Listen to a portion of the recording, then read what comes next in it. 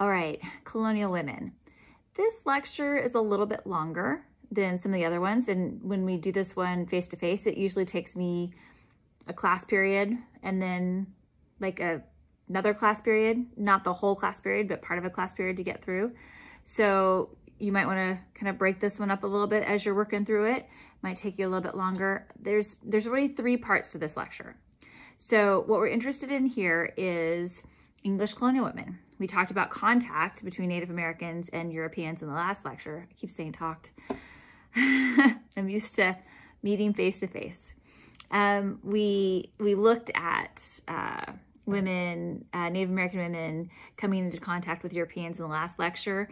And so in this lecture, we want to look at the Europeans that arrive here.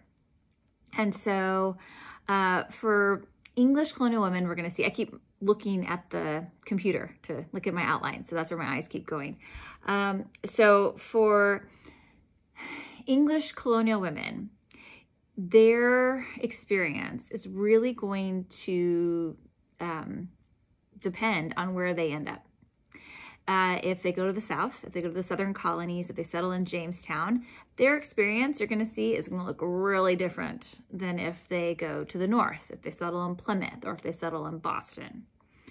So that's the first part of the outline looks at women in the South. The second part of the outline looks at women in the North. The third part, though, really, these are women in the 17th century. These are women in the 1600s. So their job is to get married and have kids. And really, in that respect, their lives really aren't that much different.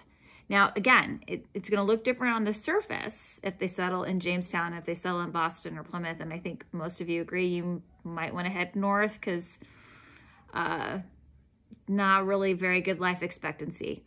You have got a little bit more freedom if you head south, but not a lot of, there's lots of death in the South. So probably going to head north.